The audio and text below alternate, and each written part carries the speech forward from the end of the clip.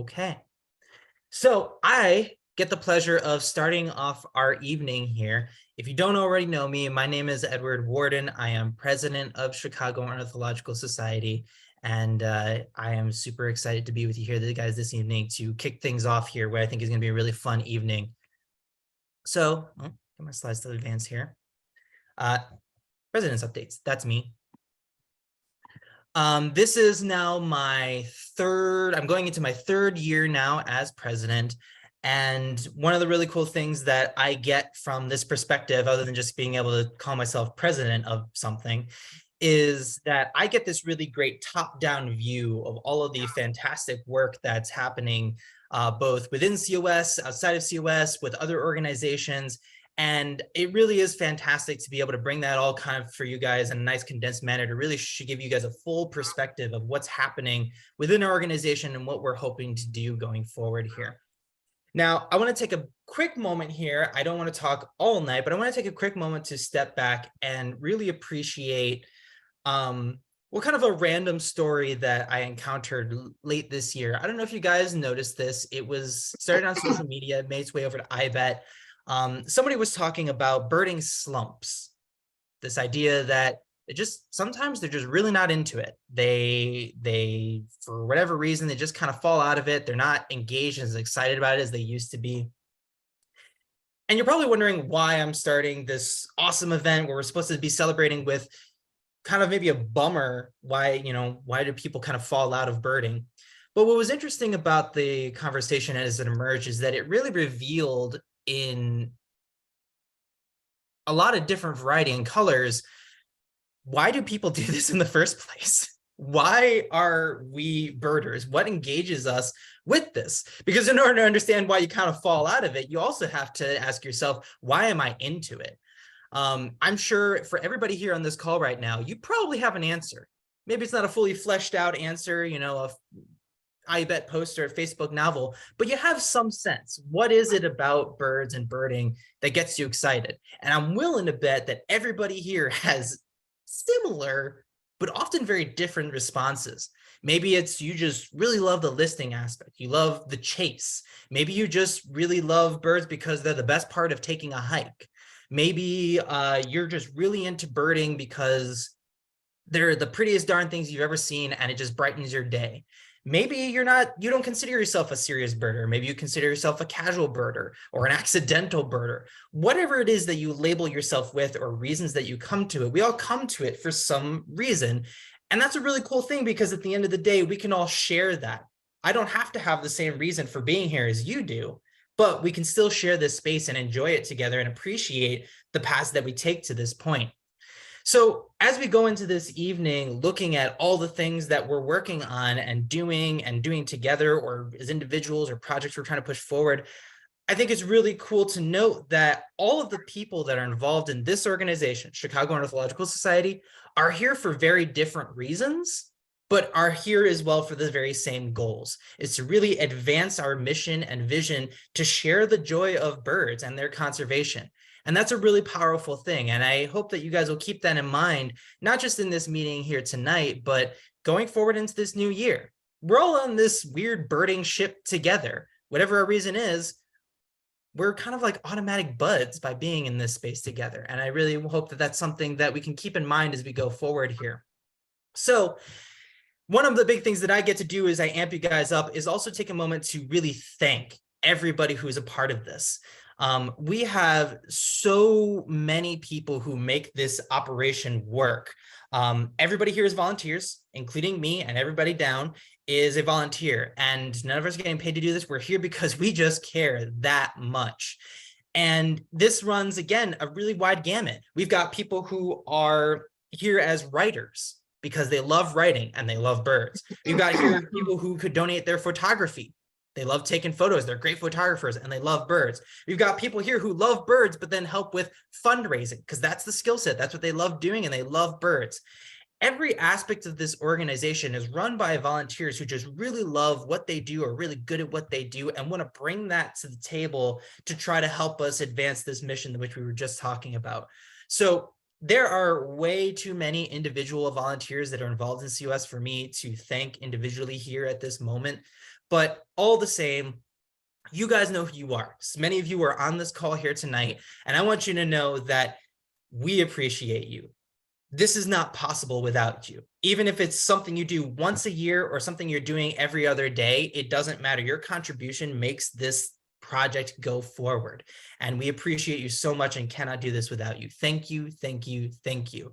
Round of virtual applause here for everybody, for our volunteers on the call or not on the call. Maybe they'll review this recording later, but either way, the folks who make this thing work.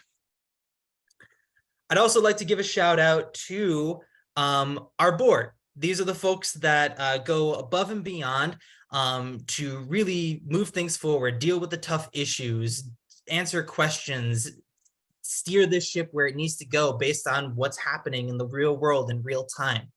Our ballot went out earlier this month, so hopefully everybody here cast their votes. And I'm happy to say that as of this meeting, we now have our 2023 board. But before I acknowledge those folks, I do want to acknowledge 4 board members who will not be proceeding into 2023 with us. They are Adriana Garcia, Dan Laurie, Fran Morel, and Jeff Scretany. For various reasons, they've decided that it's time for them to take a step back from the board and pursue other things. But the nice thing is that I've gotten all of them to promise that they will not be strangers to COS. You probably know some of these folks or maybe not, but it's just important to note that they have been tremendously vital, whether you recognize their name or not, in advancing this organization, dealing with pushing forward new projects. And I cannot express my deep gratitude to the amount of work that they've put in to making this organization what it is today. Their collective experience in bringing to this table spans decades, not just the amount of time that they sat in their seat as a board member, but the time that they've put in as birders, as members of this community. It truly is invaluable what they've given to us, and I want to specifically call them out and thank them for their time on this board. So, on to 2023. Here are your 2023 Chicago Ornithological Society Board of Directors. You have your officers up here at the top, myself as president. We have a new vice president this year, as well as new treasurer, and Katie Krigbaum as our secretary, as well as all these other fantastic folks who, again, provide so much to this organization. Some of them are on the newer side, some of them have been around for several decades. But either way, all of these people bring tremendous knowledge, background, and energy to this organization. And that really matters because we're an organization that's growing rapidly and doing a lot of amazing work, and we need all the folks that we can get to really push this forward and bring their energy, because this organization is only as energized as the people behind the helm. So these are some folks that if you don't know them, definitely get to know them. Maybe if you run into them on the birding trail or come to a field trip that one of them leads, definitely introduce yourself, because there's some really cool folks to know and we'd love to get to know you.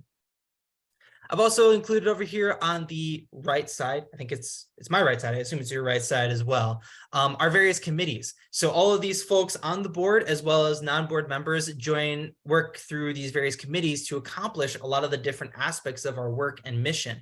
So once again, if you're not familiar with some of these committees and the work that they do, I definitely recommend hitting up our website, at least for some brief summaries, to see what it is these teams do, what are they accomplishing, and where are they going. You're going to be hearing a little bit more from many of them later tonight, so you'll get a good sense of that here, as well as in terms of what's in the hopper, what's coming down the pipe here. Ooh. Additionally, it's not just the people. There are tons of other organizations as well that we partner with to do the amazing work that we do. We could not do so much of it without them, whether it's working with land managers like the forest preserves or the park districts to allow us to lead these awesome hikes that we do, to folks who are experts at our various virtual or in-person programs, to folks who help us with the various conservation projects that we work on, and so forth and so forth and so forth. These are some of the key partners you see here on this slide who have helped us accomplish everything that we have. And again, we're immensely thankful to them. If you guys are here on the call or watching this recording, thank you so much for your support of COS and working with us to do the work that we're trying to do, this collective impact we're trying to have all across the Chicagoland area. So another big shout out and round of applause to them. Thank you for you guys' support and partnership. And finally, I turn to you guys, folks who are here in this room. We're always looking for volunteers. There's always room for you in this organization to help on whatever aspect it is that interests you. Here are some specific roles that we're looking to fill right now, areas where we're looking to grow and expand what we're already doing and really bring in some new blood, ideas, and energy to really advance this organization. Because like I said, this organization is only as healthy as the people who are behind it, as the people who are coming in here and bringing their energy and ideas to it. Sure, COS has been around for over 100 years, established in 1912, but it didn't get to this point because it just is, just because of that name, just because some people paid some dues. No, it happened because people like you guys stepped forward and helped push it forward, make it what it is today. So if any of these roles that you see here are interesting to you or maybe pique your interest, let us know. Shoot us an email at chicagobirder@gmail.com. We would love to hear from you. And if there's something that you don't see here, but you're like, you know what, I am interested in helping out and this is a skill set that I have, let us know about that too. We would love to hear from you. And with that, I'll go ahead and close it out. I'll pass it over to Carl here in just a moment to start our first round of trivia for the night. But once again, I want to thank you all for being here. I want to thank you for your time. I want to thank you for your support as members or not members. If you're not a member, why the heck not? You're going to see here, there's a lot of great reasons to be a member. And I will turn it over to Carl and we will touch base again later. All right. Thank you very much, Edward. Like I said, I'm excited to present another year of some fun bird ID quizzes and bird trivia. I like to think the only reason why we have annual meetings is just to give me a forum to dazzle and stump you with some arcane bird knowledge. But I try to keep it at a level that everyone can have a little bit of fun with. And so hopefully this will be a little bit of a reprieve from the really amazing updates and incredibly moving stories that get shared today. So I'm going to go ahead and share my screen and okay, let's go ahead and get started. So, you know, I started running the Lyle Arboretum Christmas bird count, and Jeff Williamson, who ran it before me, always had a bird ID quiz part of it. And it pretty much always consisted of very poor photos of birds, of which we all have many of, and trying to identify it. So I tried to change it up a little bit, and I've come up with some various different bird ID quiz, bird trivia quiz formats over the years. And so the one that I really like here is that with this bird ID quiz, I will reveal every few seconds. Oops, sorry, why isn't it going? Every few seconds, a small portion of bird. Feel free in the chat, and sorry, I'm trying to get my chat up and running here. Where is it? There it is. Feel free to go ahead in the chat and guess it. There's no prizes to be won except the adoration of your fellow birders. So I'll kind of click through, and if you have any questions about what we're seeing or how some wizard was able to identify things early on, go ahead. So I'll continue with this particular bird. See a couple of guesses. I think we have a winner there. So a pretty distinctive, slightly decurved bill here, and some warm brown patterning to it. Kind of the last big reveal, kind of see some barring on the undertail coverts. Should hopefully point to for most people at least a particular family of bird. Yeah, I think everyone's that's guessed so far is in the right family. It is in fact a Carolina wren. I think compared to winter wren and some of the other wrens in this area, Carolina wrens have a particular warmth to their brown, and then the black barring on the undertail coverts is pretty distinctive as well. So the next format that you'll see here is a little bit of a multiple choice, and we'll go ahead and and try to match the range map to the bird. I think it goes from easiest to hardest. So go ahead and you can just say 1A, 2B, 3C, 4D with your guesses. But I'll kind of start walking through them from what I think is the easiest to the hardest here, and we'll see. So yeah, Catherine, I think jumped right in there with the easiest. Turkey vulture, a bird that has a huge range, breeds in this area, the only wintering bird really in North America. So look and see here. We got some other really good guesses. We'll go to the next one here. 2C. Oops. Yeah, 2C. Yeah, I mean, there's only one shorebird on here, and there's one really, really impressive migration distance here from the farthest reaches of South America to the high Arctic, and that's pectoral sandpiper. So, the next between 1 and 3 in black burning warbler and bobolink, you can obviously 1B bobolink. I think the big key between deciding between these two is seeing where the breeding range is. Bobolink is, you can see, oops, sorry. The bobolink breeding range extends into Chicago. Black burning warblers are boreal breeders, and we do not get them in the breeding season. So that, I think, helps you differentiate between those two ranges. So see a lot of right answers here. So good job, everyone. Okay, last thing here that I like to do is, we always try to come up with written descriptions of birds. If you ever submit to the Illinois Ornithological Records Committee, you have to, they ask you to provide a written description of the bird. Well, it's kind of fun to reverse engineer it. Try to go from a written description, figure out what it is. So I'll give everyone a couple seconds here to read through it, seeing some guesses, and just to kind of guide some folks. Yeah, seeing lots of right answers, and I'm guessing there's one particular feature here that really gives people the clue on what it is. The crown glossy black for me is, if I'm reading this, that's the winner. That is obviously a crazy distinct feature of a Wilson's warbler. So yeah, so that's our first round of trivia. Like I said, we got 2 more rounds. We'll kind of do it in the same format, but yeah, hopefully just gets your field identification brain working a little bit. And I'll go ahead and stop sharing, and I'll pick back up with you here in a few minutes after some. Oh, come on, Robin, you're not horrible at this. Once you get used to the format, it gets a lot easier. So, all right, Edward, or whoever has the next round, go ahead and pick it up. Yeah, thank you so much, Carl, for that first round of trivia. So definitely stick around. There's more to tickle your brain coming up later. But next up on the agenda here, I'm going to turn it over to Bob Dolgan for a countdown of some of the highlights of 2022 birding. Take it away, Bob.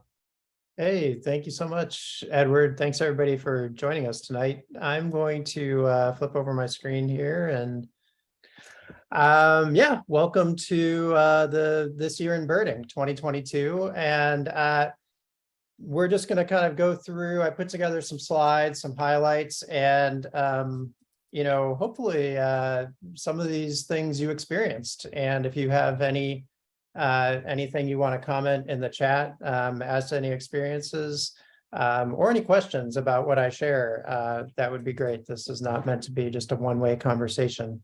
So I'm just going to go through a quick rundown, and then I have at least one video, another video to play, and then we'll get to the point where we can kind of come back to any comments, and that'll be the year in review. So all the way back to January 2022, this is a photo of the famous rose on the wintering grounds on the Gulf Coast of Florida. And it was taken by Mia Mayachek, who is a former Chicagoan who lives on the Gulf Coast and rides out in her catamaran a couple miles offshore to Anclote Key, and takes pictures of wintering shorebirds.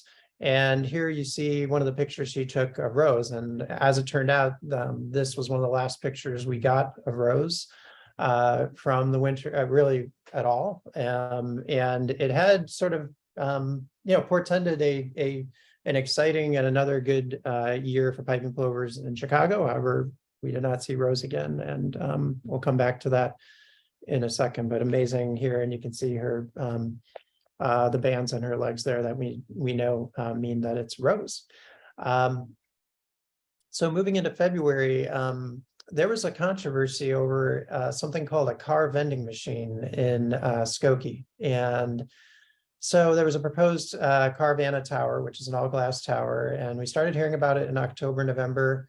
And it was a really big concern. I think anybody who understands how bird collisions happen, an all-glass tower is not a good thing, in particular when it's situated next to a state nature preserve in Harms Woods, which runs right along the North Branch of the Chicago River and through the north suburbs. And so there was a mighty effort to quickly educate the public and the company and the village board members about the issues here, and a huge outpouring support at a village board meeting in Skokie. And unfortunately, it was approved. However, in a stunning turn of events, Carvana lost its license to do business in Illinois just a few months ago, and this has not moved forward at all. And in fact, I don't believe their location in Oak Brook is active either. So, however, it was certainly a learning experience, and there were adaptations made to that design based on the outcry due to bird collisions.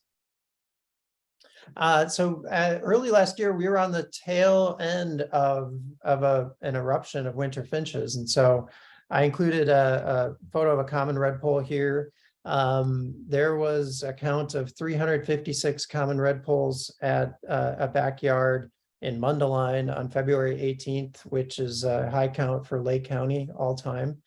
I think, I'm sure a lot of people experienced redpolls early last year, coming to like backyard bird feeders in both urban and suburban areas alike. It was amazing, and just super fun birds, really, really tiny when you see them next to like a house sparrow or a goldfinch, say.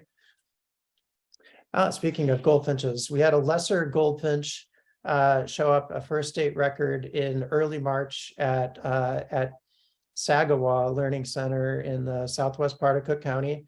I think a first state record. It surprised everybody. And as you'll hear later on from Matthew Savedas, the lesser goldfinch was one of the real stunning sightings of the year. And kudos to, I think it was Leslie DeCourcy, who's a staff member at Sagawa, who was conducting bird banding and identified this. Because if you look at a lesser gold, like I could probably look at goldfinches all day and just assume they're all American goldfinches, but to get a lesser, and I think they're considerably smaller too. All right, so I have a quick video here I want to share regarding our good friend, the legend, Monty. So I'm just going to stop share for a second and flip back over to something else.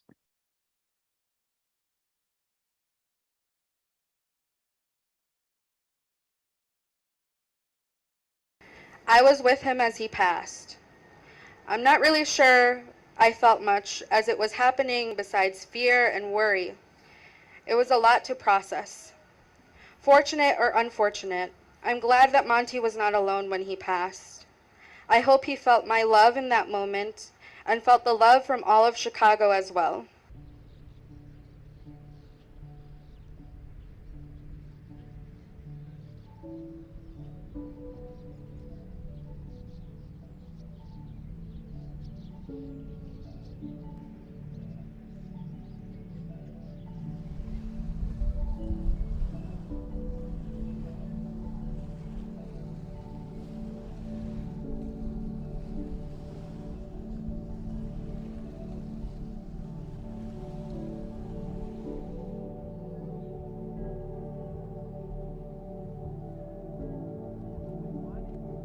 We gather here today, we put a call out to all of our volunteers, current and previous, anybody who was a part in making this story happen, and we invited them to come out here to kind of commemorate this crazy journey that we've all been on together. Well, when we started this enterprise, the call went out for volunteers. Piping plovers had never nested here, well, not since the 1950s in Illinois, and we showed up to help out, and it kind of became a movement. People were just really inspired by how these two little endangered birds were staking it out in such a ridiculously absurdly hard environment to survive in, and yet they were doing it successfully and doing it despite all of the challenges stacked against them.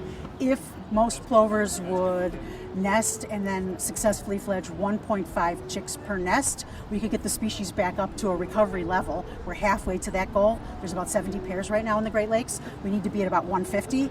At our low point, it was 12 pairs. They were near extinction. That's why this is so precious. Their son Imani who hatched in these dunes in July 2021, is in our midst today, representing his treasured little family and reminding us how precious the Montrose natural areas are. But then when Amani showed up back in the Great Lakes, it was like this message just a few days later after Monty died that this is working. This is continuing. This story isn't over. We're seeing people out here that weren't out here before, looking for birds, wanting to know what's going on, wanting to learn, and sharing the knowledge along the way. Monty and Rose contributed to the Chicago conservation scene, but certainly I think even just beyond that, the urban scene anywhere in the country, honestly in countless ways. We could go on and on about the ways that they've affected how we think about our natural spaces in cities, how we think about birds, how we think about what good conservation even looks like. Thank you, Monty and Rose, for the grace, love, resilience, and persistence you gifted us each day you spent with us. We love you and we miss you. Thank you.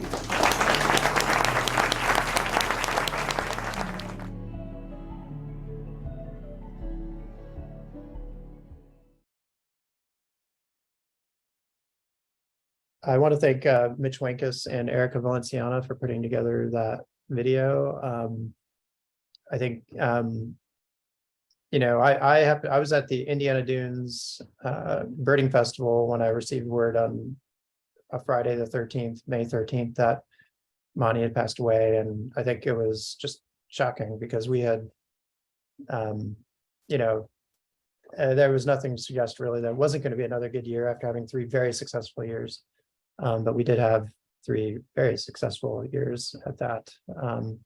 And I'm glad in the video Ann Gunkel mentioned Amani, and I'll come back to that in a second. So I wanted to highlight Bird Conservation Network's study that was released in June, although this headline is from July, and I should probably put this in presenter mode. There we go. So Bird Conservation Network is a coalition of 21 conservation organizations that, including COS, that puts together a lot of data, and about 200 monitors, volunteer monitors through the years have been conducting breeding bird surveys, and over a 22-year period and 30,000 surveys put together. Finally, a report was put together thanks to BCN and released this past summer. And the neat thing about it is it wasn't all bad news. I think there's a lot of bad news often in these sorts of stories, but there were good things. And one of those, red-headed woodpeckers featured here. And another species that was featured quite a bit was the Henslow sparrow. So Henslow sparrows, it's a really significant proportion of their global population is right here in Chicagoland. We're a stronghold for Henslow sparrows, which is incredible, and not something that I think anybody, at least I didn't realize until reading the data in this study. One species that unfortunately is on a bit of decline, and I'll just show a quick clip here, is the aforementioned bobolink. Unfortunately, and this is the kind of insight that the VCN study provides, is that the what's happened is like the Henslow sparrows love tallgrass prairie. There's a lot of tallgrass prairie restoration. The bobolinks prefer the a little bit shorter grass, more of the hay fields, the wetter area, the wetter fields, and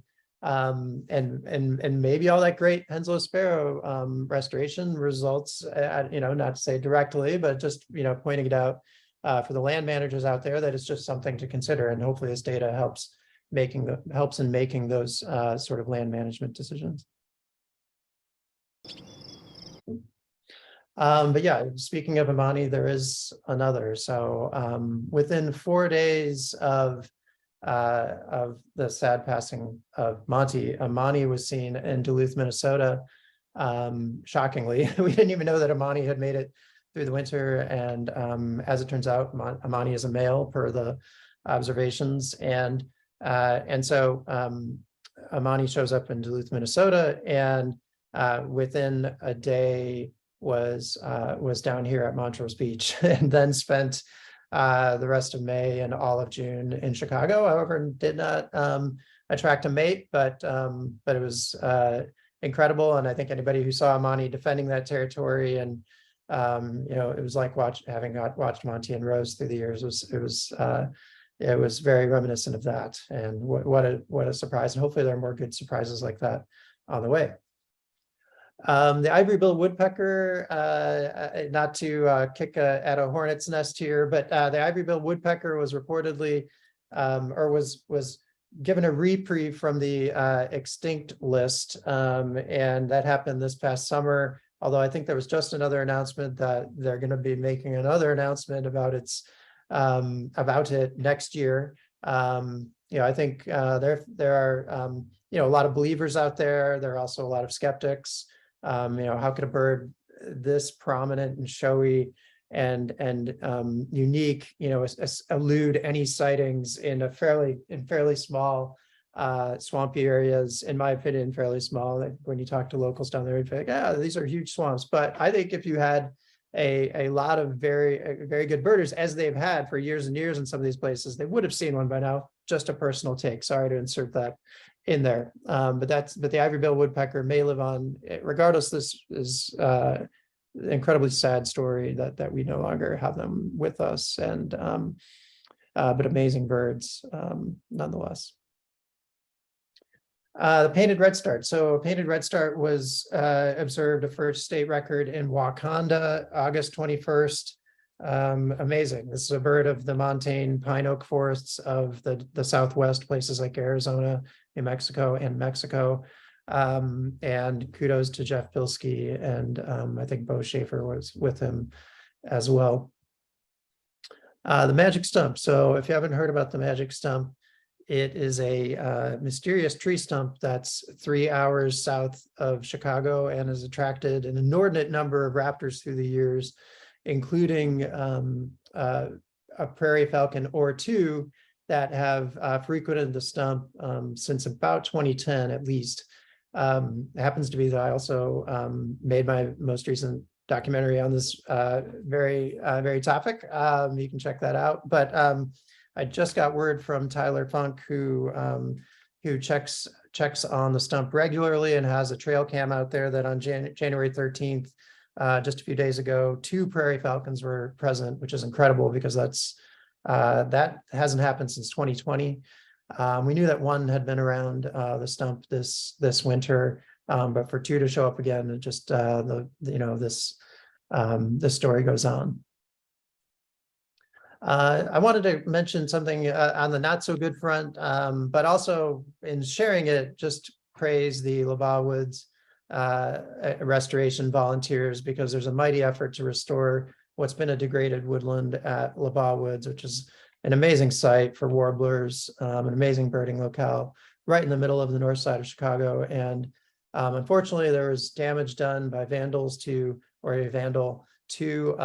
fencing that protects the saplings and shrubs from deer browse, and really gives us a chance to have like something resembling what I would call maybe a healthy woodland in right here in Chicago. And thankfully, I think this issue has subsided, but it did garner some attention. But hopefully, most importantly, drew attention to these mighty restoration efforts that have gone on for years at Labaw Woods. So this was a real shocking find on the Lyle Arboretum Christmas bird count in the southwest suburbs. Audrey Carl and Kelly Valentine found a spotted towhee to add to the count circle, which is amazing, and many other birders had a chance to see it. And it also factored into Audrey's Cook County Big Year, which I'll get to in a second. So we did have a couple of amazing big years this year. Matthew Savedas, Evanston resident, set a new Cook County Big Year record at 293 species when he saw a snow goose in Richton Park on November 12th. He shared with me that this broke Isu O'Brien's 2020 record of 288 by 5 species. A few highlights from Matthew were the lesser goldfinch, evening grosbeak, also seen at 6 of them seen at Saginaw in November to tie the record. And he really wasn't setting out to do a big year, but in about September, he realized he was pretty close. I think had already topped his personal mark for Cook County, and then he went for it. So the bar has risen yet again. And I also wanted to highlight Audrey Carl, who set a bigger record really the last 2 years for a woman in Cook County, getting to 287 species in 2022. Amazing. And just like she's shattered the previous records I could find via eBird. If anybody knows of others, please chime in. But incredible effort for the past 2 years, 281 species. The year before, 287 in the years just past, and a few highlights, including whooping crane flying over her home in Avondale, and purple sandpiper with Bob Hughes out at Montrose. Awesome stuff. And also sounds like she birded smarter, not harder, in her words. So a couple of best of the rest items that I thought were standouts. The greater white-fronted goose that landed in Dodger Stadium during the game. I think it was against the Padres. That surprised everyone. And the sandhill crane movement over the city was maybe arguably not paralleled in recent times. I think it was one of the better ones that was moving kind of closer to the shoreline, and moreover right over the city. But I think a lot of people got to enjoy that, and that was super awesome. And also a testament just to the number of cranes that are around these days. So I can stop there, and I'm glad to react to comments or take your comments or questions. I'm just already laughing because Edward says eat at Carvana. I did not see that. Okay. Thank you, Bob, for that recap. Honestly, I find myself sitting here thinking like, oh God, that all happened this year? Yeah, it feels like that was like 3 years ago, some of those things. Yeah, exactly. No, I mean, it was, a lot happens in a year, and there were a lot of things I left out. I was more focused on the Chicagoland area and on things that stood out to me. I see Amy Lardner is on here, and I should have mentioned the black-crowned night herons. And the news clip, that awesome story that came out about endangered species in Illinois. All those issues with Belleville Prairie and Rockford, that was another thing I did not get into. But it really, a lot happens, and if you just look at it through a rarities, like a look at the megas and the rarities, that's one thing, but I think it's also kind of looking at some of the other conservation stories. Yes, most fun winter birding ever with the Red Bulls, says Sigrid. Any other known IARC review birds that were banded in Illinois? Do you mean that's just putting out there for me to look into that to see how many state review list birds have also been able to be banded in the state? I don't think that number can be very large, with the lesser That's got to be a goldfinch. small number. Yeah, so I'll look into that. I'll bring it to the next annual meeting. That'll be a trivia question. It is amazing. I mean, I know there are, probably more veteran bird banders on here, but I'm amazed at like how many, like just the amazing diversity of birds we have when you hear about what's happening at bird banding stations. Got into birding this summer when I first learned about Monty, but never got to see him. I did get to see a Monty, though, which was absolutely unforgettable. Piping plovers are by far my favorite bird. Yes. I mean, there are so many things that could be said about that. And, it really is unique that we have had nesting plovers in Chicago and really anywhere on Lake Michigan or the Great Lakes. Yes, I was stirring the pot. I assume you're referring to the ivory-billed woodpecker. And if we were having this conversation at a Birds and Beers, I'd love to talk about that more with somebody. But if people want to talk about that, we can try to. No, Um, we're not talking about Ivy Bills here. Yeah, it should just be like a ban. Uh, Patty Wetley covered, yes, in WTW. Yeah, the restoration work at LaBaugh, yeah, and an award from the Chicago Audubon Society. Really, yeah, and just such, I can't say enough, just such a great birding locale as well. And you do see like the migratory species utilizing like those plantings, which is super cool. The purple sandpiper, yeah, which it sounded like it was like not used to seeing people, so it was like, or was it used to seeing people? I guess it wasn't. It maybe hadn't seen people before because it's coming from like the rocky North Atlantic coastlines. But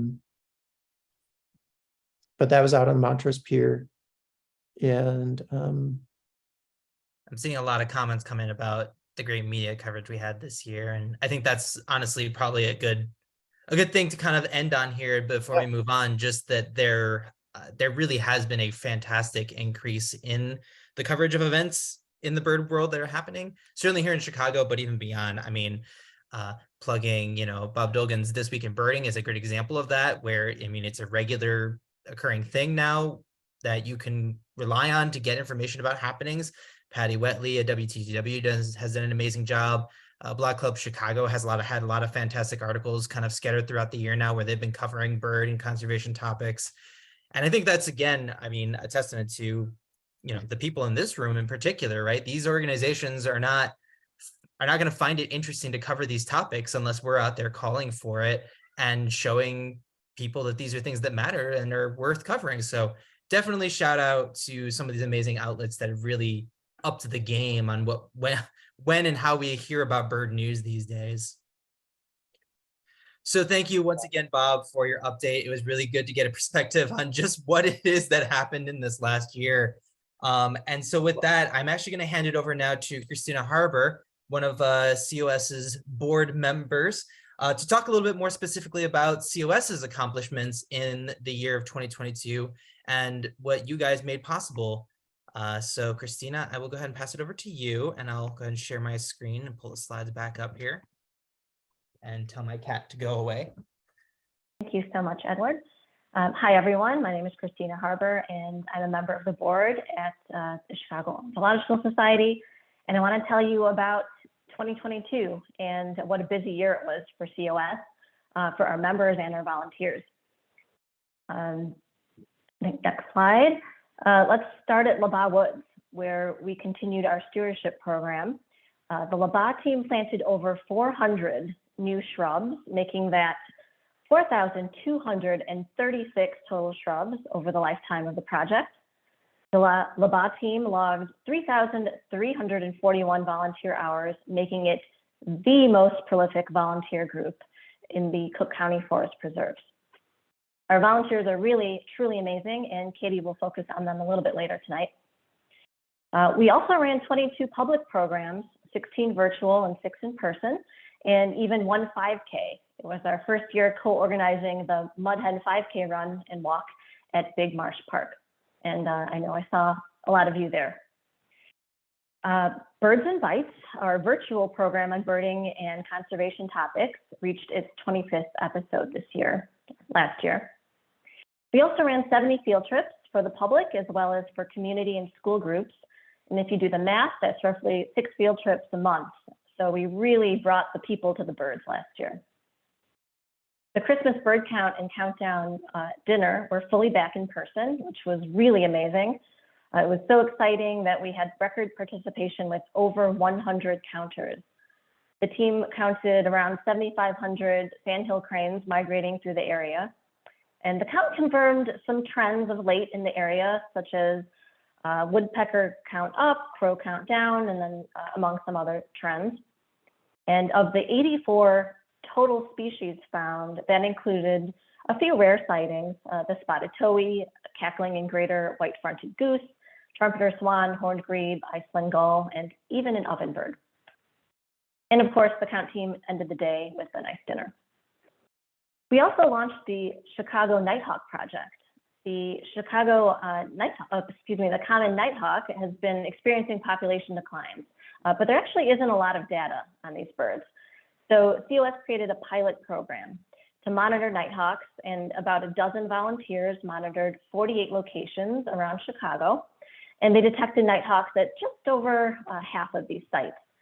Over 100 eBird checklists were submitted as part of the program, and 76 nighthawk detections were made. We made some major improvements to the COS blog and Chicago Birder magazine. In 2021, our average number of features per issue was 2.33, and the average page count was 23.33. And in 2022, our average number of features per issue was 4.66, and our average page count was up to 30.66. So we've delivered a lot more high quality content this year, and I need to mention that we have a nice new core of excellent writers covering a wide variety of topics, as well as some really fantastic photographers that have been contributing. So as you can tell, we had a really full year of birding, conservation, and education, and we're excited to build on that for 2023.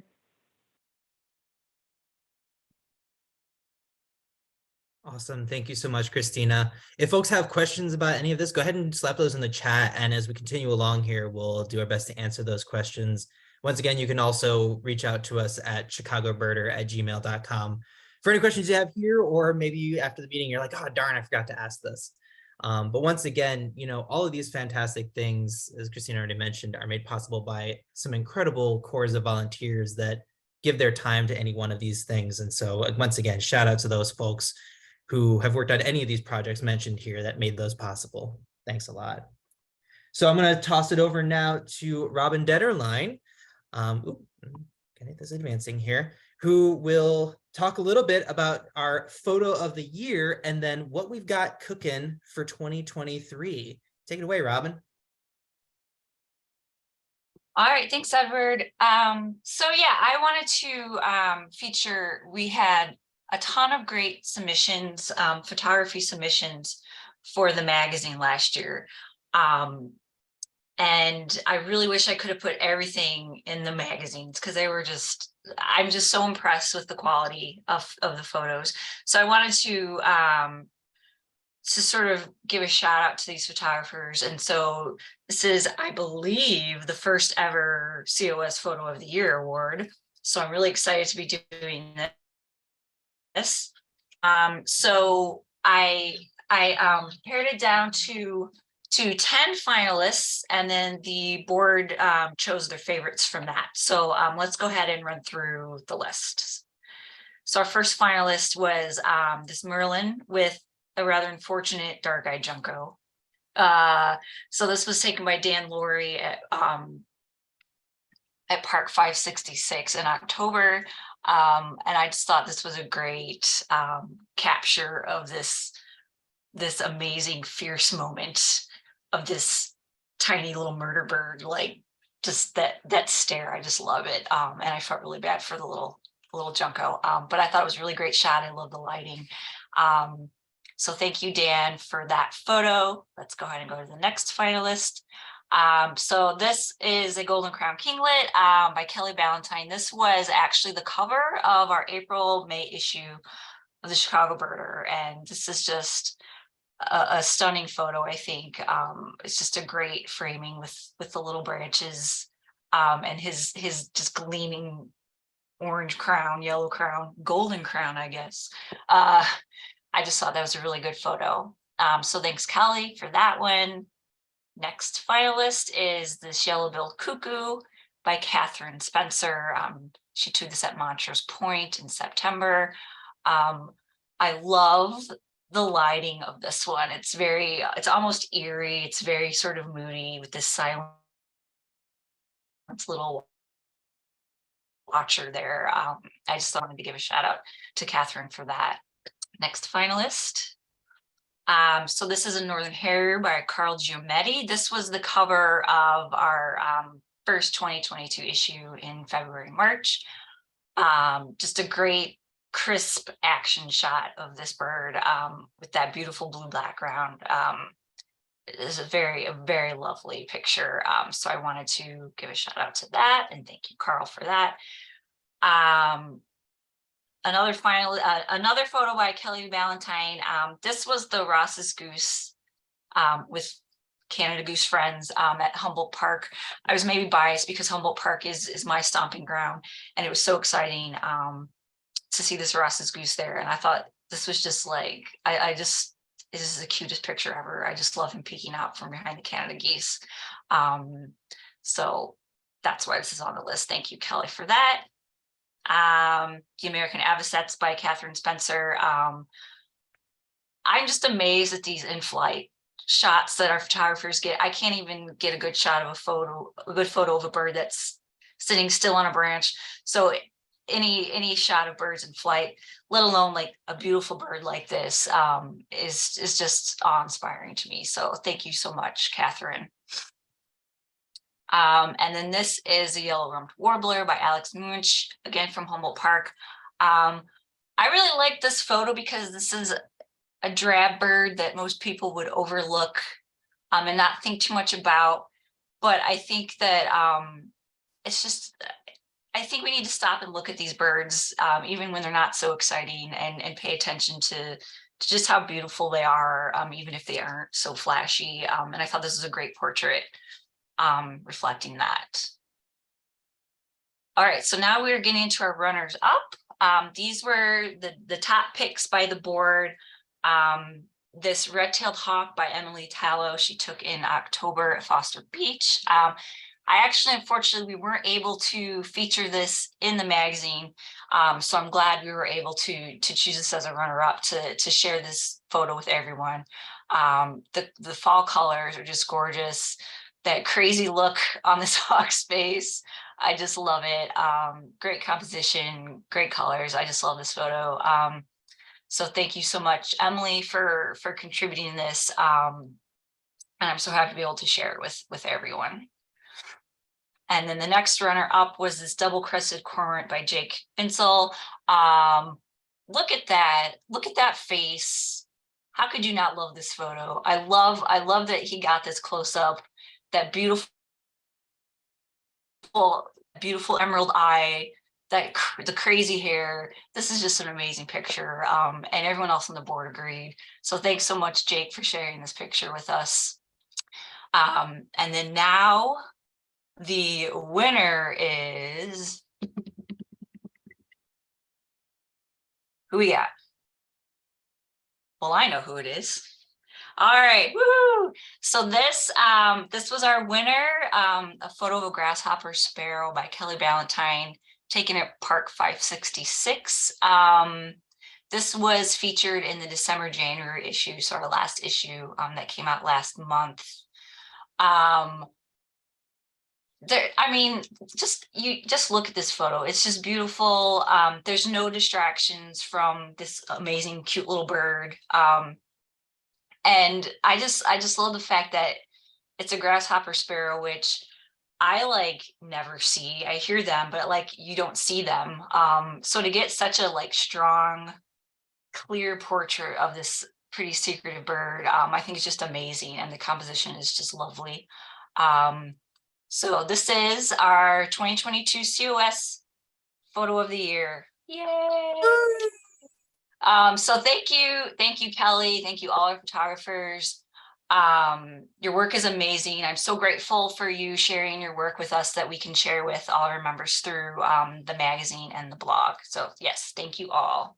And just to mention quickly, if you would like to share your photos with us, email us chicagobirder@gmail.com, and we'll get you on our photographers contribution list, email list, so you will get notifications when we're seeking photos and information on how to submit those. We're always looking for more photos, so yeah, just let us know if you're interested in sharing. Moving on to stuff that's happening in 2023. So going along with photography, I just wanted to briefly mention that you may have seen over the past week that on social media, we have a new policy regarding sensitive species. So we are no longer going to be allowing photographs or posts that give the location of sensitive species. This includes owls through November 1st and April 15th, so their roosting breeding period, because we don't want to inundate them with human disturbances. We don't want to cause them stress. We don't want them to be chased by paparazzi and miss out on, you know, meals, or just to abandon their roosts at all. So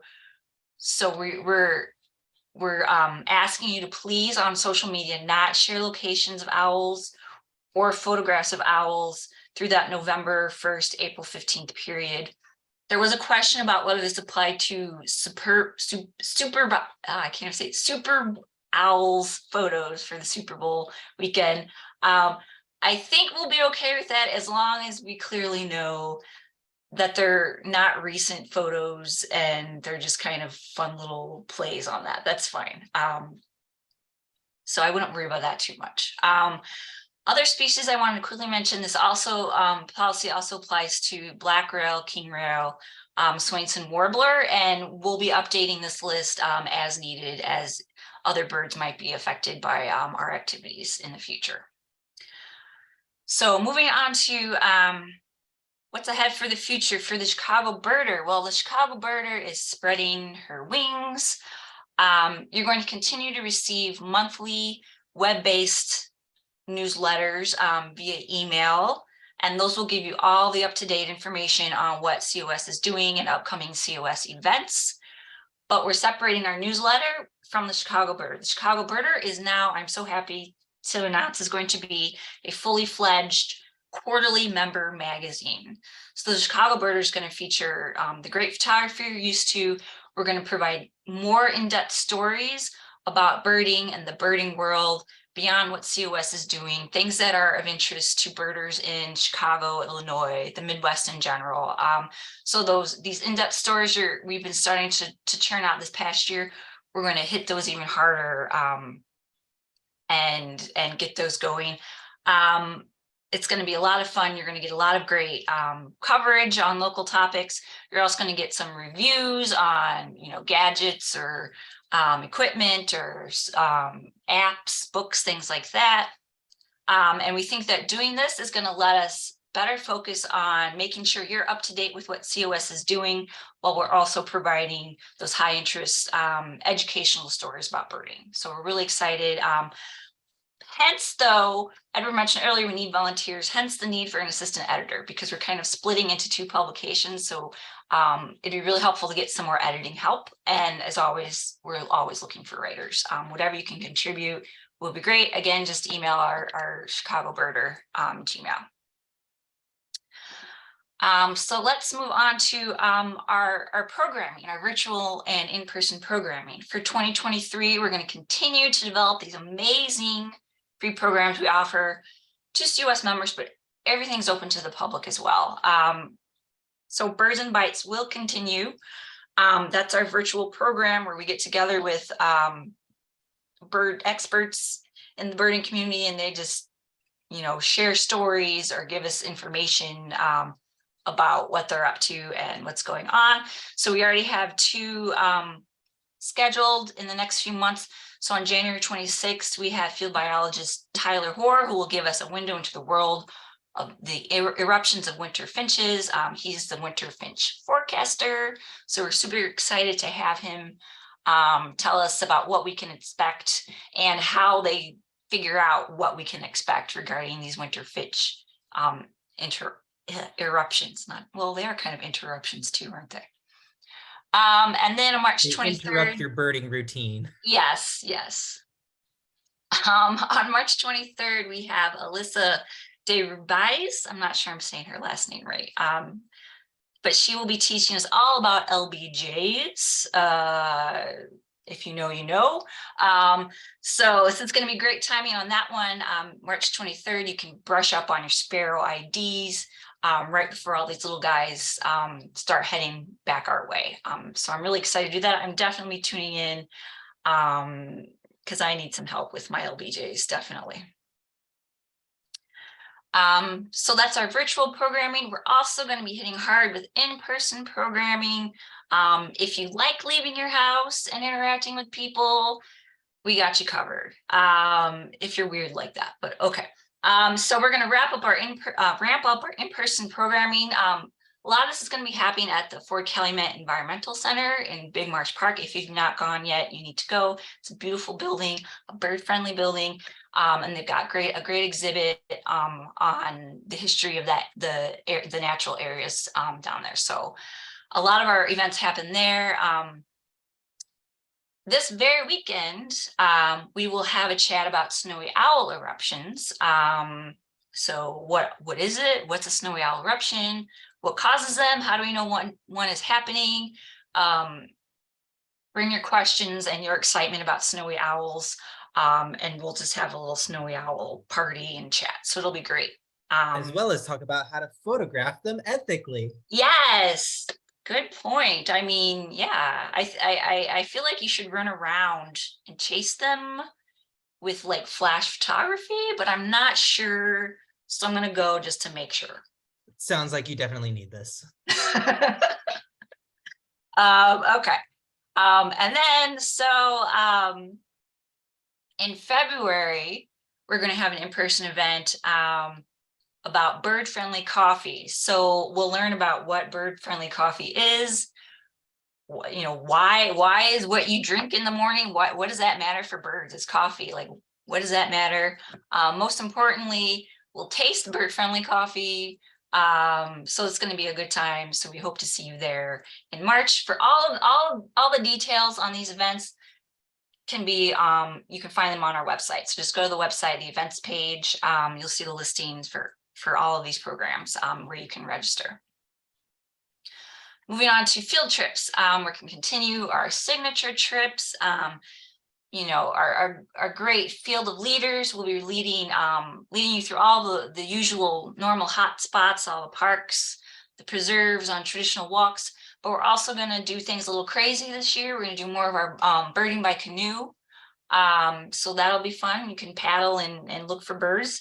I did that for the first time this year, and it was a lot of fun, though I was way behind everyone else because I didn't know what I was doing and I missed a lot of things, but it was fun. It's the experience, and it's a great experience to try that out. So I definitely recommend it. It's such a cool, different vantage point viewing birds from the river. So look out for those events.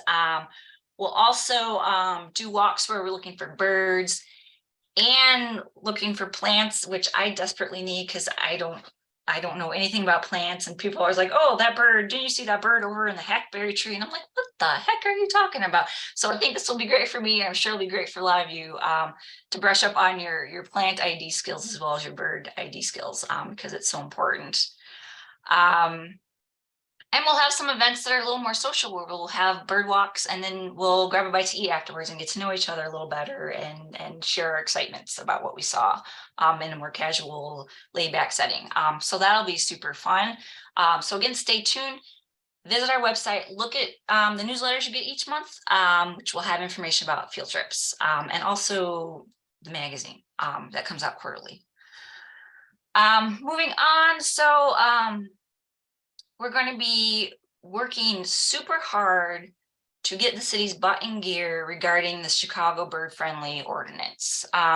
So if you don't know, in 2020, Chicago passed a bird friendly design ordinance, which applies greater weight to bird friendly design for the buildings get points for being sustainable buildings. They have to get so many points. Where bird friendly design is supposed to be getting, according to this ordinance, greater weight. So that incentivizes builders and planners to make their buildings bird friendly. However, the city hasn't even implemented that yet. So that would be a step in the right direction, but the city hasn't even taken that small step yet, despite the ordinance passing.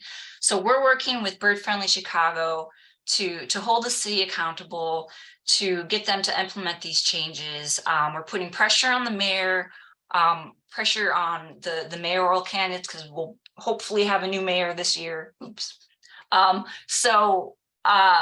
So your contributions are going to help us work towards getting this city safer for birds. So we really appreciate it. And we just want to let you know that we're working hard behind the scenes to make sure that happens. And speaking of conservation, you will be excited to know that in 2023, the summer conservation fundraiser is coming back. So it's been a hiatus a few years because of the pandemic, but as long as things remain safe, this summer we will be having our huge summer fundraiser bash. It's going to be the party of a lifetime. The funds will help us with our work at LaBa and the Lower North Branch in general. So we hope you come out. Biggest part of the year, biggest party of the year, and it's going to be for a good cause.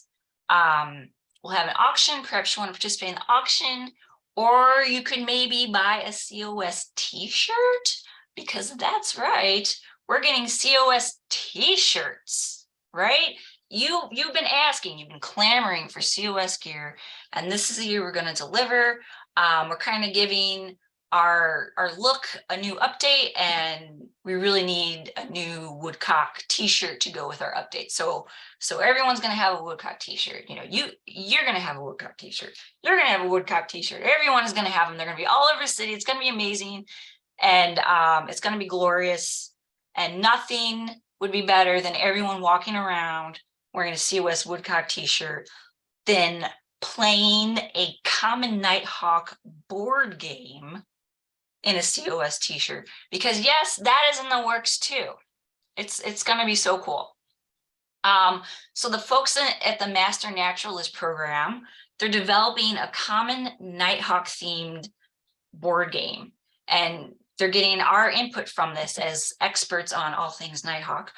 So we're helping them develop this game, and this spring they're going to need beta testers to test out this game.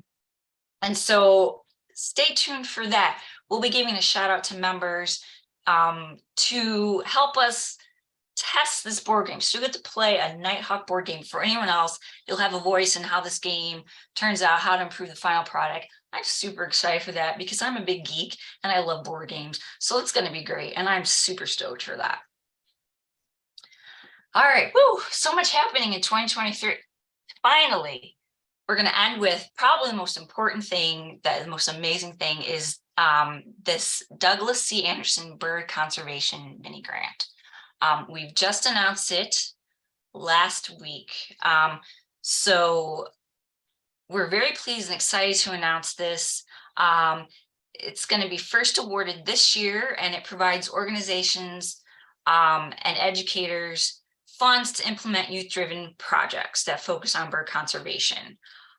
So it's obviously named in honor of Doug Anderson, whose generous donation to COS made this possible. We're going to be sustaining his legacy through this fund. Doug Anderson was someone who loved Jackson Park, and he loved teaching people about birds and the natural world. So this grant is reflecting that. We're giving priority to groups and educators around the Jackson Park area who are doing things to get youth excited and involved in bird conservation.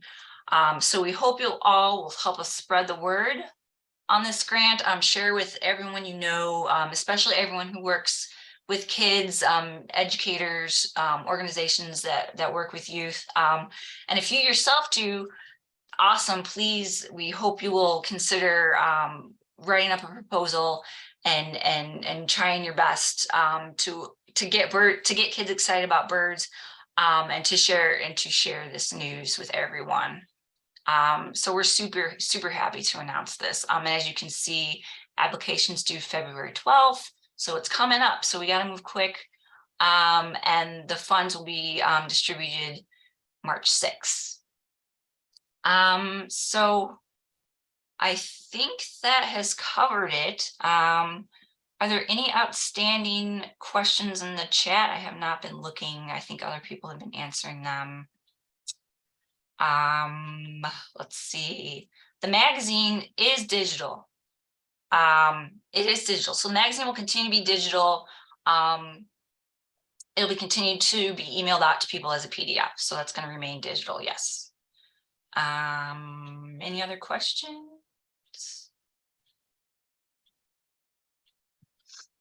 I would just like to throw out there, as we continue to talk about the amazing work that all these volunteers do, if you're interested in sharing some of your bird photography or joining as a writer, you do not need to be a professional journalist. You do not need to be a professional photographer with a 10-foot lens Canon.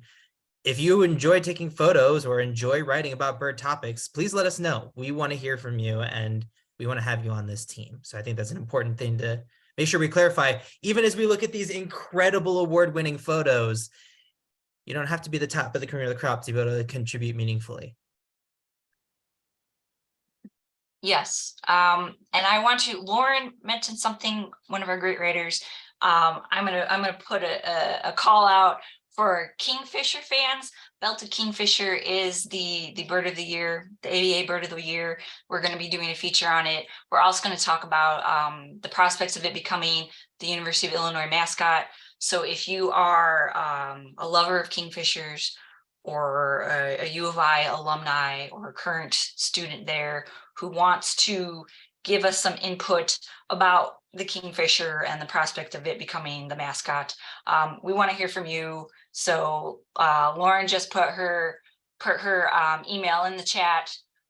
Feel free to contact her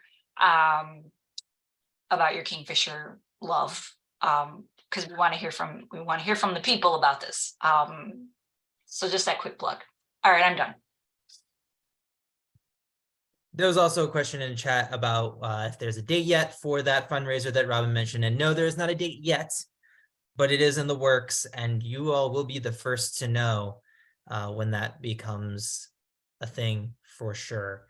Additionally, the board game, which is also in the works, we don't have a date for that quite yet, but just know that it is in the works, and we're very, very excited to get that to you as soon as possible. So stay posted, read your magazines as they come out. Make sure you're signed up to get our newsletters via our website. All right, so with that said, I think I'm going to move things along here to the next round of trivia. Carl, would you like to take it away? Yeah, let's get those brains back in gear here. Thanks, Robin. Thanks, Bob. Really incredible stuff going, Christina. Incredible stuff going on. Definitely really exciting as someone who's been involved in COS for a while now. It's just wonderful to see how the organization has evolved and grown in its purpose. Do you miss being president yet? I'm okay.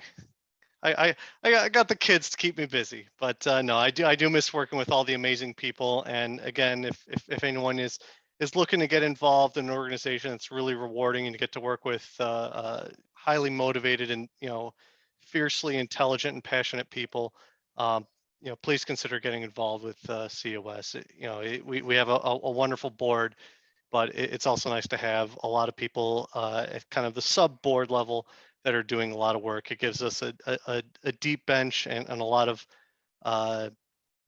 flexibility as an organization to grow and adapt to whatever bird conservation needs are in the Chicago area. But enough serious stuff. Let's talk about bird IDs and quizzes. So give me 1 second here. And here is the next round. It'll be the same format as we did before. So like I said, feel free to go ahead and let me open up the chat so I can kind of monitor what people are guessing here. But okay, next round of bird ID. So just like before, go ahead. Chris, you nailed it. Snowy owl. Okay, Vinod, that's a little bit too on point there, but so I will go ahead. And so you can see kind of a pretty pale eye. This should give hopefully people a lot of clues as to what it's looking like. And obviously that bill is pretty distinctive, but it is indeed a northern rough-winged swallow. Like I said, Vinod, well done. This pose is kind of not how we often see swallows. Usually we see them, in the air, flying, hunting on the wing. But at the north end of Park 566, they like to perch on the existing chain link fence there, and that's where this photo was taken. Okay, another another kind of matching quiz here. Match the nest to the bird. So like I said, I'll kind of give everyone a couple of minutes here, let you think about it. Seeing, you know, a lot of people going, oop, hold on, sorry, maybe got the order. I think something got a little, maybe an error got messed up. But yeah, the first, so I thought the first one was going to be 1A, which a lot of people are getting here. Orioles have that distinctive hanging nest, so that's pretty clear. Ovenbird 2C. You know, if you know where ovenbirds got their names, sorry, we've got another participant here. Sorry about that. They got their names from the style of nest that they build, which looks like little ovens. There we go. Yeah, 1A. So just to kind of give all the, sorry. So I think the real challenge was between Northern Cardinal and Henslow Sparrow, and 3 and 4. And I chose a photo of Henslow Sparrow that showed them in grass. That hopefully should be a little bit of a clue to the nesting material used in image 3. That they build their nests out of grass, whereas Cardinal here you see kind of perched in branches and sticks. They tend to build their nest out of small sticks. So let's go ahead and move on.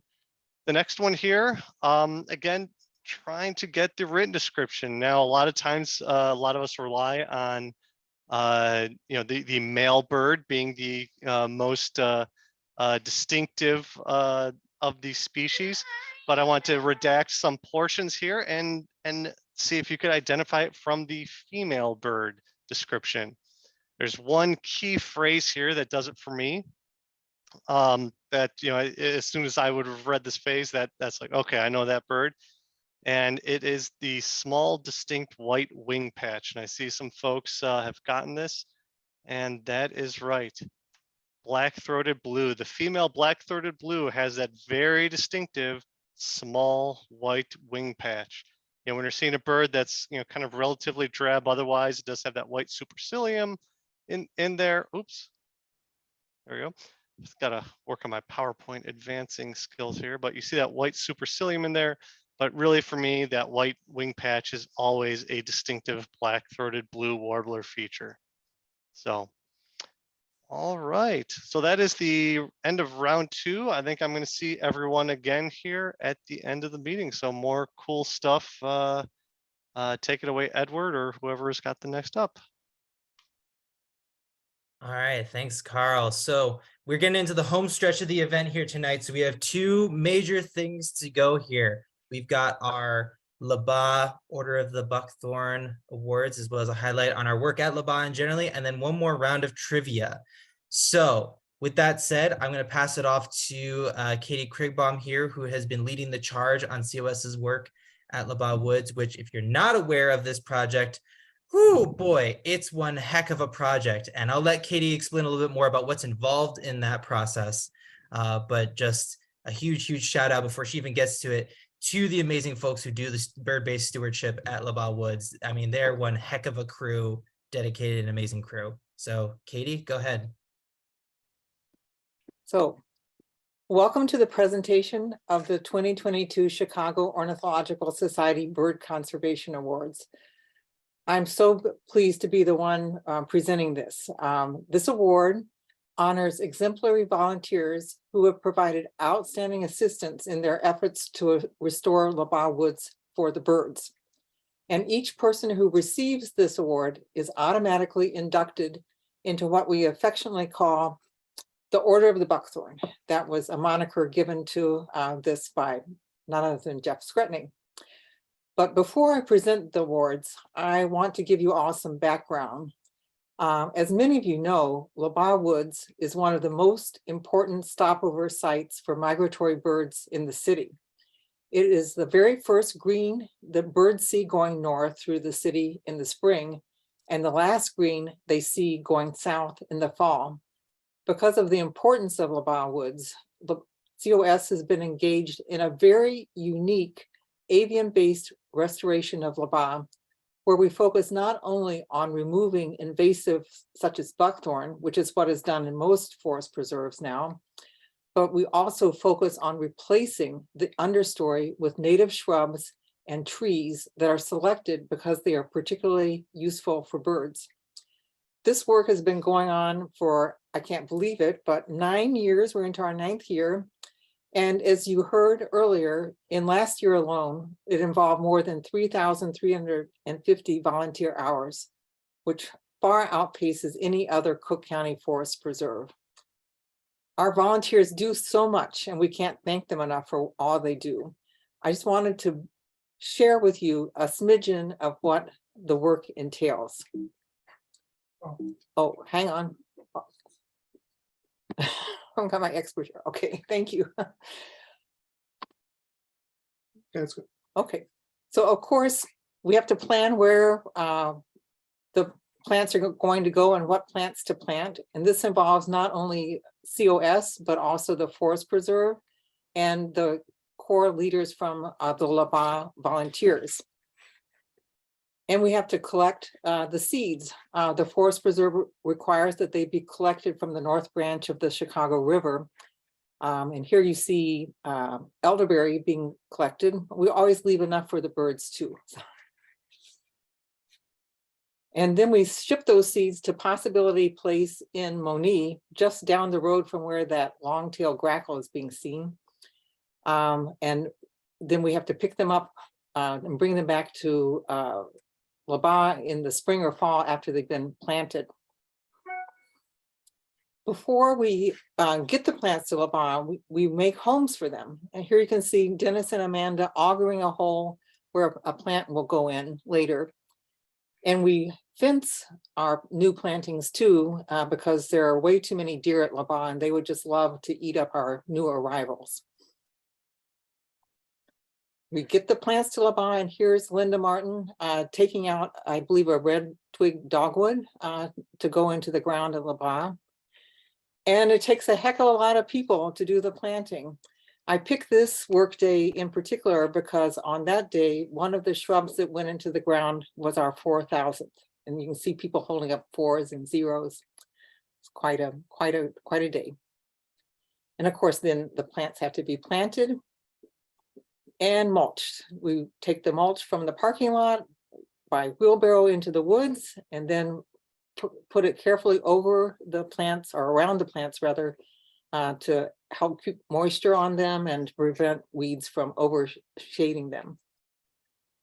And after they're planted, we pray for rain. We want our plants to survive. And if that doesn't happen, guess what? We have to do the watering. And that's a heavy job. And here you see our tireless volunteers filling buckets to take to the plants to keep them moist in a drought we have this past summer. And also we have to keep track of how our plantings are going. So during the summer, and we also inventory what's doing well and what's struggling and what needs help. And as Bob Dolgan mentioned earlier, we had a misfortune this fall of having over 60 of our deer exclosures taken apart. We put them back together. That was not a normal thing for us to do, but here you see a previous awardee fortifying a fence that has been resurrected. And of course, another key component is taking out the invasives. Here you see a thistle being removed, and we even do that in the rain. As you can see from this picture, note the wet clothing and the rain on the glasses, but also the very happy smiles. I have to tell you folks, people have a great time. You should come out and join us sometime. And once the weather cools down, we start cutting the buckthorn, and it gets burned up or put into stacks to be burned later. And if you've ever birded at Labatt, you know it can get really, really muddy. And a lot of our volunteers have put in huge efforts to make it so that the trails are passable even when the trails are wet. So our goal is to get from this tiny plant, that's a little witch hazel, to this glorious, glorious clump of shrubs that is now 8 years old, that has a smiling Judy Pollock in front of it. That's what we're aiming for. So now to the award presentation itself. Our first awardee is Rich Kresge. Rich has been heavily involved in the restoration work at Labatt for years. An electrician by trade, he has this can-do attitude about any task set before him, whether it's sawing fallen logs, and he has a special certification to do that from the Forest Preserve, augering, building fences, or planting. And let me tell you, he cares passionately about Labatt. This winter, when all those exclosures were taken apart, he spent his week's vacation putting them back together again. This is a photo of him by a cage he had just repaired. How many folks would do that on their vacation? Rich, we're so happy to award the Bird Conservation Award to you and for your outstanding efforts and to induct you into the Order of the Buckthorn. I got ahead of myself here, but I'm pleased to announce the next recipient of COS's Bird Conservation Award is Jay Chi. Jay is one of those quiet volunteers who doesn't call attention to herself, but for the past 3 years, she has thrown herself wholeheartedly into Labatt's restoration and into birding. She has committed herself to obtaining the certifications to make herself indispensable at Labatt, whether that entails becoming licensed to apply herbicide or to become what we call a burn boss, which means that she can take responsibility for seeing a huge conflagration of burning buckthorn. She's a regular volunteer for all our work days, including our last minute needs. Her willingness to tackle any task requested of her with a smile, her eagerness to learn and contribute more and more each year makes her an exemplary volunteer fully deserving of this award. Congratulations, Jay, and welcome to the Order of the Buckthorn. Our final awardee is Derek Zomber.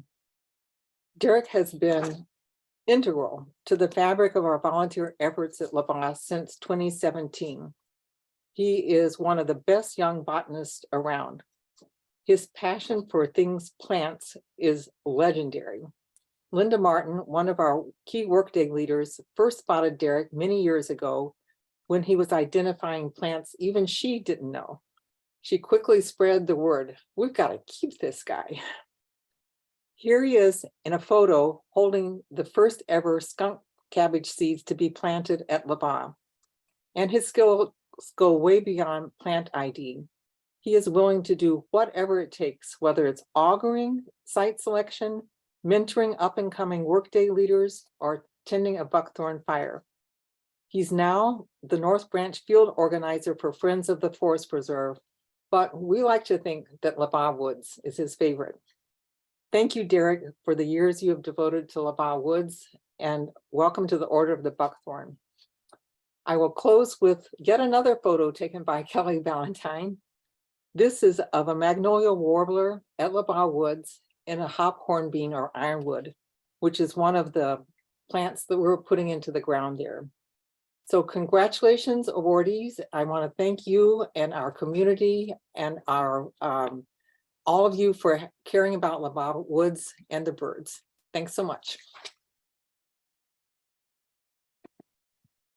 Okay, thank you so much, Katie. And thank you all so much to all of the volunteers who do all kinds of amazing work at Labatt. I mean, every aspect of that work is so critical. It may seem like they're simple things, but those simple things add up to make the incredible work and project and preserve that it is. And a special congratulations to our 3 new inductees this year to the Order of the Buckthorn. Y'all are the bomb. And seriously, what you all do at Labatt is not just exceptional because we think it's cool and because it's great for birds, but it has been acknowledged across the region as one of the premier sites because of the work and dedication that you guys put in there. I see several of you here on this call tonight. I've seen you guys in the chat. You guys deserve all the kudos for the work that you're doing. And I think the key here is not just that it's hard work, not that it's great work, not that it's important work, but that it's because it's year after year after year after year. It's consistent work. And that consistent work is what's making Labatt the place that it is today, the place that we can all go to and enjoy birds, the place that we know will be that sanctuary for birds and other wildlife going forward. So once again, we cannot thank you all enough for what you're doing there. Certainly, anybody here, if you have not volunteered at Labatt, you should definitely reach out, head to a work day. I promise Katie will not make you carry a bucket of water on your first day, but maybe on your second day, we'll see what happens there.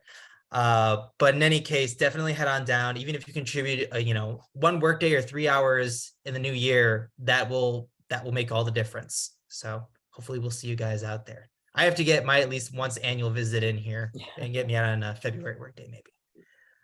All right, so I'm gonna jump in here with one last kind of speech, question mark, and just kind of go with our closing remarks here, which is just say thank you. Thank you, all of you guys, for joining us this evening. I really appreciate the time that you spent with us. I hope you guys got something out of this. You got a little bit of taste of what's to come. You were able to kind of enjoy your evening and celebrate with us about all the things that we've done together.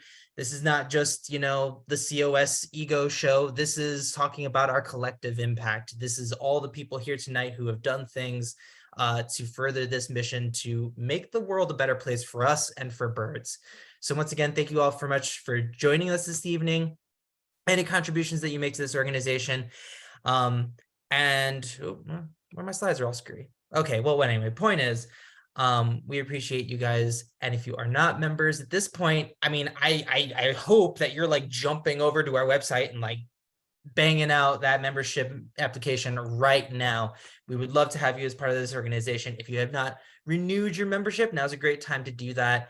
But most importantly, we just really appreciate your support, whether that's as a member, as a volunteer, or as a member of our community. We appreciate you guys in every regard. A couple of quick notes as we wrap up here. Once again, if you're interested in volunteering or any aspect of our work or just have questions, shoot us an email, chicagobirder@gmail.com. Additionally, our newest project that Robin mentioned launched this week, our Douglas Anderson grant. There's a narrow time window on that. So if you do know folks, once again, let them know who are doing this kind of work that this is out there. This is a resource we're trying to make it rain money on bird projects. So please share the word on that and make sure that people who can benefit from this know about it.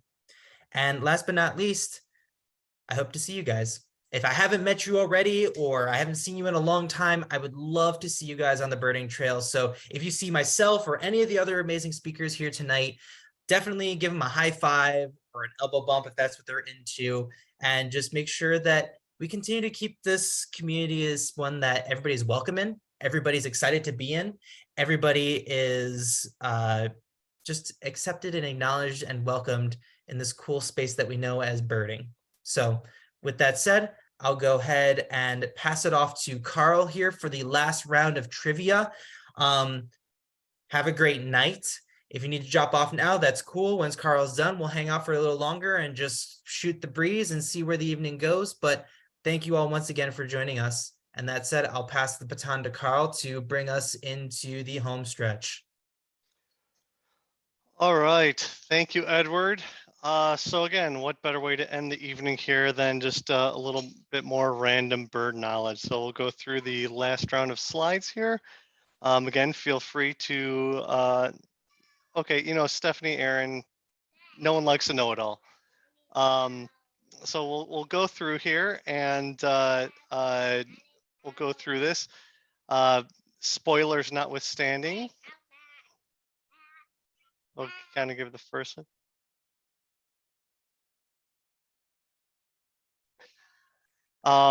So again, just a little bit of a rump here just to see what's out there. Thank you, Jake, for saying hi to Leo. A little bit more. We're going to put Stephanie and Aaron on the spot here. So feel free to, Stephanie and Aaron, unmute your microphone, because I'm going to make you go ahead here and explain how you knew from what I gave you there how it wasn't horned grebe. Please tell us how you would differentiate a horned grebe from an eared grebe in this photo. The black goes down below the eye, and horned grebe it would be above. Okay, that's a good field mark. Stephanie, you were eager to guess the correct answer. You want to give us another field mark that could be used to separate eared and horned grebe?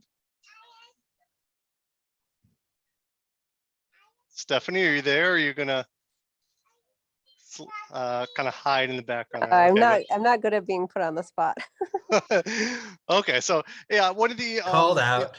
Yeah, so one of the other field marks I would use, perhaps after this reveal, is that generally for eared grebes, the division of white on the neck and the darker parts on the neck is very sharp on horned grebes, whereas eared grebes, it tends to be a little bit more of a blend, a gradual gray neck.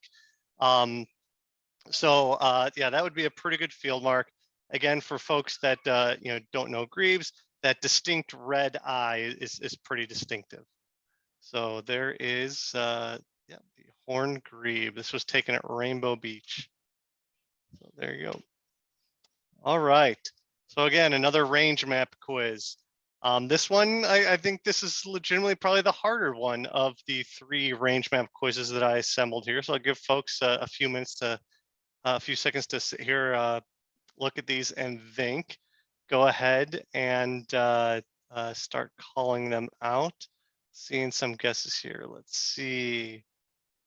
Okay, good. I'm glad this is actually looking like a slightly more difficult quiz. Yeah, I'm seeing a lot of answers that we're gonna have to talk about here a little bit. So I'm gonna go ahead and give what I think should be probably the easiest one to start with. And that is 1C, dark-eyed junco. I think, okay, Bob threw 1C out there. Bob, you want to tell us how you came up with 1C? Was it a process of elimination, or did you have some other thought process? A little bit of that, but I grew up in Northeast Ohio, and there's a tiny population of breeding dark-eyed juncos over there that, you know, it's kind of a disjunct population. And so once I see that year-round area kind of touching on Northeast Ohio, that's what got me thinking about it. Yeah, I think that's a good point. Looking at the breeding range of the 4 range maps here, dark-eyed junco, is the only one of these 4 that breed really in the lower 48. The one on the right there we'll talk about a little bit, but interior Mountain West, that you see breeding dark-eyed, year-round dark-eyed junco. So I think that's first one. So going to the next one, herring gull. Yeah, I think looking at just the range maps, the fact that there's a range offshore is a pretty good indication. You can kind of see that really random distribution of wintering territory. That coastal concentration along the west coast. That's a pretty good indication that hey, of all these birds here, there's only one gull, and so extending over water is a pretty good indication. So now these next 2, I think there's honestly, if I had to think about this, I don't know that I would really be able to differentiate between the range of rough-legged hawk and snow bunting. And let me see here, scroll up, see if anyone really came up with some good answers for 2 and 3, or A and C. So, okay, Stephanie Belke got no, Stephanie, you should have stuck with your first. Oh no, yeah, Stephanie, you got it. Okay, I think that the big differentiation here between rough-legged hawk and snow bunting is that rough-legged hawk have a much more southward extension of their range. Just in the winter time, dipping into northern Mexico. If you know a bit more about kind of the southwest bird distribution, the roughies do appear there in wintertime. And that's really the big differentiator between that and snow bunting, but very similar ranges. Again, that's a tough one. Robin, like I said, I don't know Greenland breeding birds, but so if you do know the breeding bird biology of Greenland, that probably would have helped you differentiate snow bunting from rough-legged hawk. So I would call that an expert level range map differentiation. And finally, the last one, again, the birds of the world field ID description. Which warbler is this? I read this a number of times, and I actually had to, even knowing that I was the one that selected this, I had to look in the dictionary to differentiate a few words and figure out the definitions of some words. So I think one of the key words to guide you here is what I have highlighted. If you know what the definition of ventral is, that will definitely be helpful. So for some folks throwing in some guesses here, I'll wait just another more minute. There's a lot of verbiage here, so I'll give you a minute to go ahead and read this.